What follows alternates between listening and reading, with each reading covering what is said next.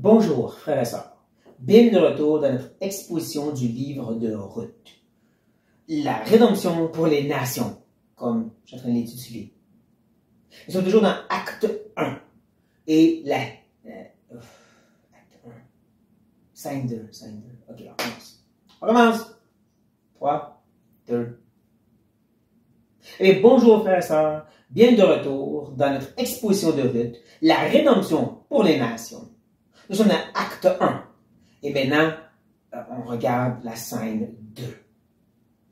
La scène majoritaire, celle qui a toute l'action dans chacun des actes. C'est celle-ci où est-ce que la lumière va briller plus puissamment sur Ruth. Le spotlight, si vous voulez, est sur elle. Pas que Naomi disparaît, mais maintenant le contraste est mis devant nous pour nous montrer pourquoi qu'on appelle justement ça le livre de Ruth. On va encore plus le développer plus tard, mais ça se trouve dans le langage. Un langage même poétique, comme on va le découvrir. Mais en même temps, il faut faire attention comment on comprend le langage. Nous devons faire attention de ne pas prendre le langage et les idées du Nouveau Testament, la Nouvelle Alliance, et l'imposer à l'Ancien. Je donne un exemple. Saül, après avoir rencontré Samuel, ça nous dit qu'il a reçu un nouveau cœur. Et voilà, régénération. C'est comme nous, on a un nouveau cœur. Attends, non. C'était pas encore présenté dans l'Ancien Testament. C'était le nouveau cœur, c'était plus l'idée que Dieu donnait une nouvelle façon de penser et un désir de prendre soin maintenant des gens comme un roi. Mais rapidement, il va se détourner de cela. On peut que Dieu y envie son esprit et lui mettre un mauvais esprit pour le tourmenter. C'est pas incroyable, ça. Donc, c'est important de prendre note de ces choses. On ne veut pas imposer des idées du langage du Nouveau Testament, comme justement les conversions, et l'imposer à l'Ancien. Je dis ça parce que le langage qu'on va voir avec Ruth semble pointer vers une conversion. N'empêche, il y a quand même quelque chose à voir. Comme je dis, il y a un beau contraste entre elle et Naomi. Nous avons vu la dernière fois à quel point cette femme israélite, qui certainement reconnaissant que Dieu règne sur tout le monde et les nations, a quand même une théologie un petit peu endommagée. Elle dit que la main de Dieu était contre elle, parce qu'elle regardait ses souffrances. Elle a perdu des proches, on comprend. Mais en même temps, il y a quelque chose qui ne marche pas. Parce que le narrateur a pris le temps de nous dire que Dieu est en train de visiter son peuple, sa grâce est là. Et qu'elle a appris dans la providence de Dieu. En plus, on peut même considérer le fait qu'ils vont se rendre de Moab jusqu'à Israël, plusieurs jours, même peut-être un mois de trajet, sans se faire attaquer. C'était très rare. Même Esdras le reconnaît. Quand lui, il revient à Jérusalem, il dit « La bonne main de Dieu était sur moi ». Il n'y a pas de soldat autour de lui, mais il savait que Dieu l'avait protégé. Et c'est la même chose ici. La main de Dieu n'est pas contre Naomi. Et comme je dis, on va vraiment voir le contraste entre cette femme et Ruth. C'est pas pour juger ou critiquer Naomi, c'est pas ça. C'est juste pour mettre plus la lumière puissamment sur Ruth. On va aussi dans le langage qui est utilisé. Naomi a utilisé trois arguments pour convaincre ses belles-filles à retourner dans leur vie. Eh bien, Naomi va répondre, Ruth va répondre avec 3 points. Elle va faire une supplication, plein de promesses, et ensuite un vœu. Comme ça répond 3 pour 3, mais sauf que tout. C'est un peu centré sur Dieu, comparé à Naomi qui était centré sur le monde. Et en plus, il y a aussi l'aspect du temps. Donc, on a le langage qui démontre que l'emphase est mise sur Ruth, mais il y a aussi l'aspect du temps. Ce que je veux dire, c'est que le narrateur fait passer l'espace de 10 ans en 5 versets. Ils ont été à Moab, tous les hommes sont morts, 10 ans passés. Il prend le temps de nous mentionner comme quoi, puisque Naomi a entendu parler que Dieu a visité son peuple, elle retourne à Juda. Et ensuite, on se trouve à un moment particulier où est-ce qu'elle interagit avec ses belles-filles, ils retournent, pas tous bien sûr, et ensuite, quand on arrive à la dernière scène, comme on va voir la prochaine fois, on est déjà rendu à Juda, comme je dis, des jours, semaines, peut-être mois plus tard. Le narrateur nous parle du début, nous rentre à la fin, puis fait juste s'arrêter pour un moment. Donc, ce moment est très important. C'est pour ça, comme je dis, il y a le temps et le langage qui nous montrent cette interaction avec Ruth est important. C'est important pour Dieu. On va le découvrir ensemble, le pourquoi. Nous, on est en train de bâtir sur le fait que Naomi avait sorti des bons arguments et Orpa est reparti. Mais c'est là que la lumière a commencé à briller sur Ruth parce qu'elle s'attacha à Naomi. Un mot qui parle d'une alliance de mariage, un vrai attachement. Et c'est là qu'on revient à Naomi. Naomi dit à Ruth, « Voici, ta belle-sœur est retournée vers son peuple et vers ses dieux. Retourne comme ta belle-sœur. » La répétition ici, n'est-ce pas? Non seulement dans les mots, mais même dans les idées. Les mots, ben, retourner. Rappelez-vous, oui, le mot veut littéralement dire retourne. Mais il y a aussi souvent l'idée de repentance, se détourner d'une façon pour aller vers un autre. Sauf qu'ici, c'est retourne vers ce que tu as déjà connu. Retourne de cette idée de te joindre à mon peuple, à mon Dieu. En deux mots, c'est une repentance. C'est pas bon, ça. D'accord, on ne veut pas juger Naomi, mais c'est quand même un fardeau lourd mis sur Ruth, une pression pour dire retourne à ta vie que tu as connue. Oublie l'idée de tourner vers mon peuple. Même qu'elle pointe par le langage vers sa belle-sœur, hein, voici ta belle-sœur, puis comme ta belle-sœur. L'accent est mis sur regarde à Orpa. Oublie de me regarder comme exemple, parce que je suis Yahvé. Non, regarde à Orpa à la place et fais comme elle. Une femme qui a choisi les choses du monde. Pas que c'est mal, mais elle a choisi les choses du monde. Et elle dit, regarde à elle. C'est un fardeau qui a une tournée négative pour l'amener à les mauvaises choses, comme on le voit ici. Non seulement c'est son peuple, mais c'est Dieu. Faut comprendre, dans ce temps-là, ces dieux-là étaient vraiment reconnus comme des vrais dieux.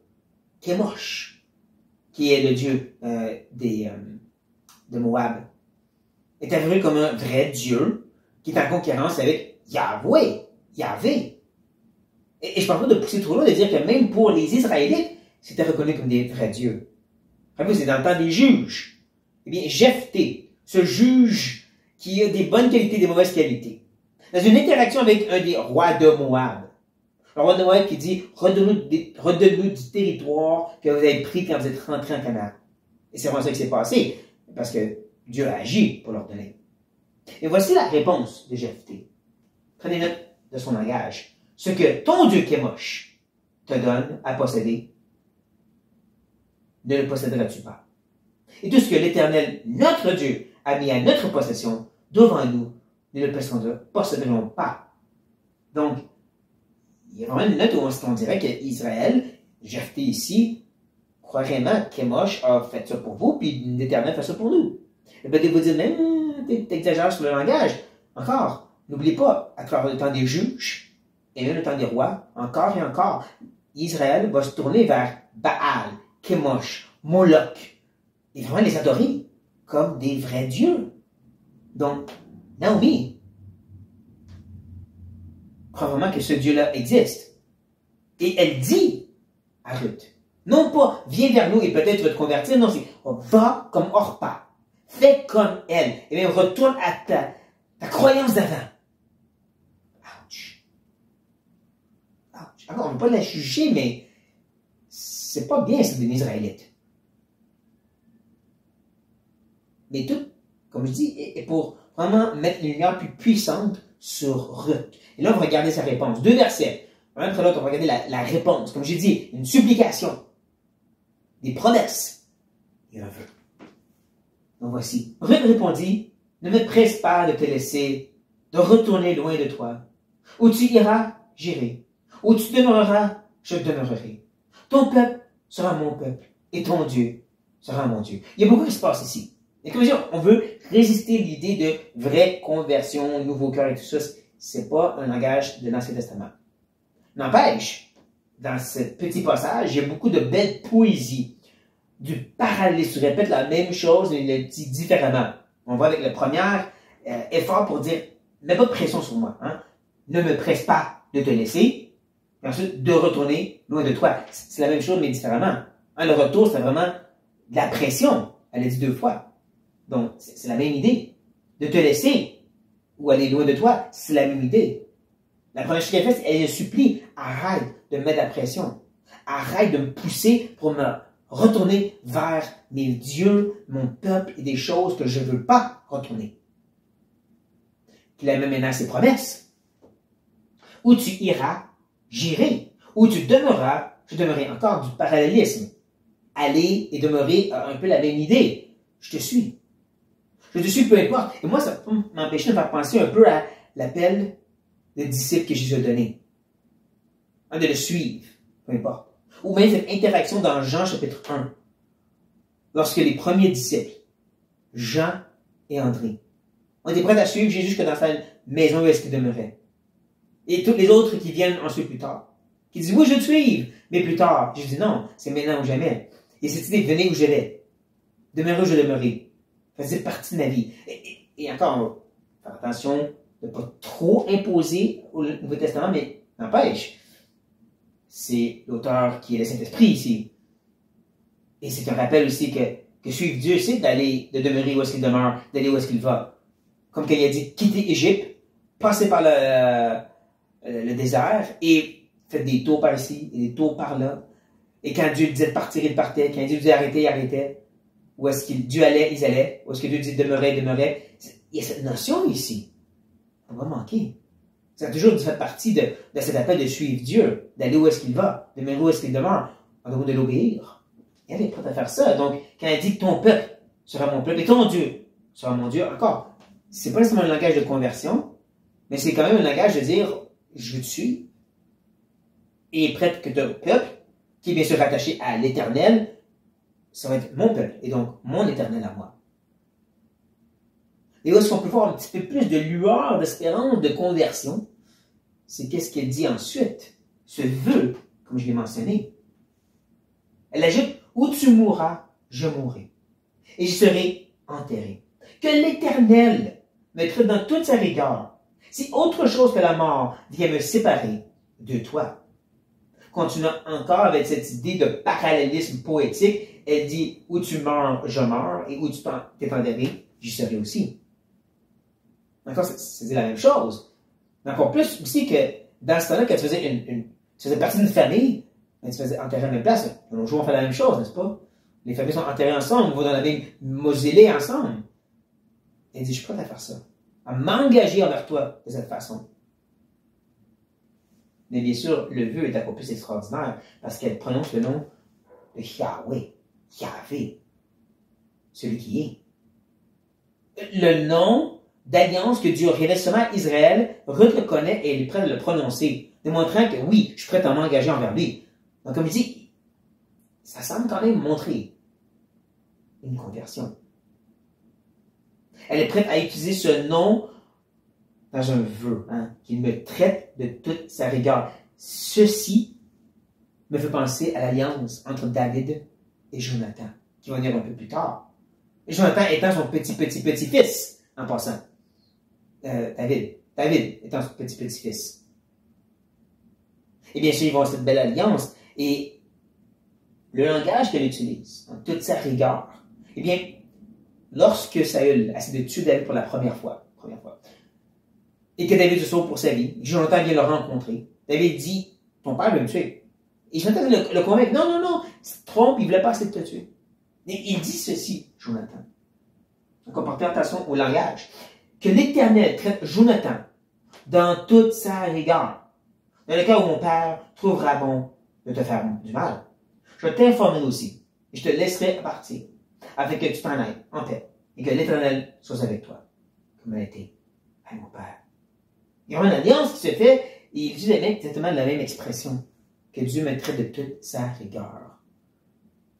Montrant un lien d'alliance et d'appartenance à quelqu'un à qui elle ne doit rien, comme si Jonathan, le fils du roi, qui était grande possibilité d'être le prochain roi, ne devait rien au petit David.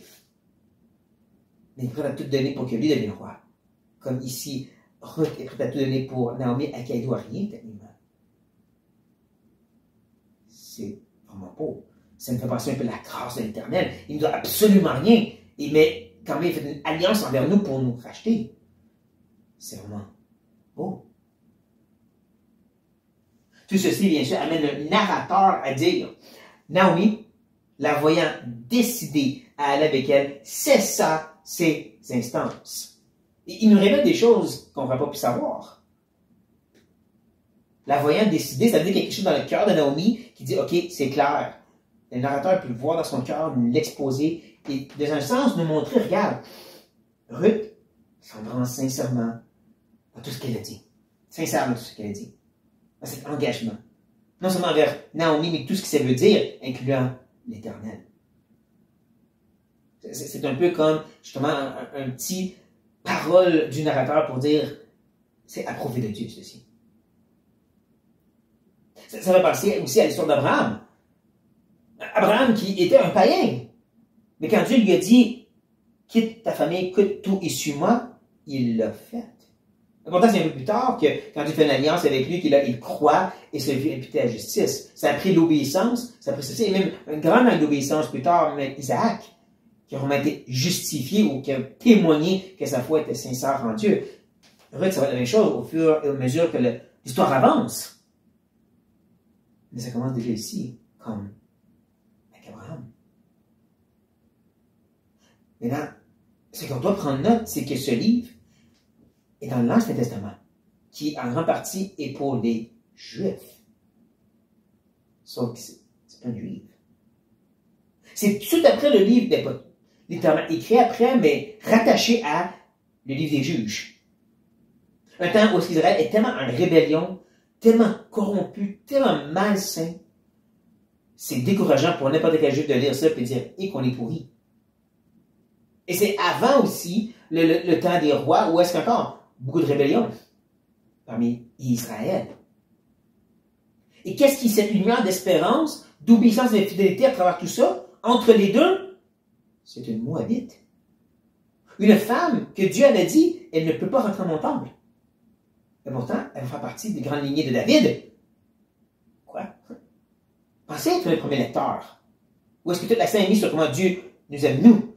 Mais, et qu'on est pourri, puis c'est Ruth qui est extraordinaire. Wow. Ça vient les remettre en question. Et je peux me permettre de prendre ceci et l'année comme application pour nous. Il y en a de ceux qui ont grandi dans la famille chrétienne, deuxième, troisième génération de chrétiens. Ou certains que ça fait longtemps qu'ils sont chrétiens. Et c'est rapide. C'est facile pour nous de regarder avec dédain ceux qui viennent du monde et qui ont beaucoup de misère quand ils se convertissent. Avec dédain quelqu'un qui vient de la rue, lui ne va jamais se convertir. Voyez-vous? Et voici un livre de Ruth qui nous montre, fais pas ça. La merveilleuse Naomi, qui faisait une belle lignée de Juifs, était beaucoup moins attachée à l'Éternel que Ruth. Donc oui, ça s'applique à nous aussi dans un sens. Ça vient nous rappeler qu'on ne va pas être trop rapide à juger ceux qui viennent de situations tellement ténébreuses et qui pourtant viennent vraiment s'engager à l'Éternel. C'est par nos cœurs, chers frères et sœurs. Et sur cette note, soyez bénis.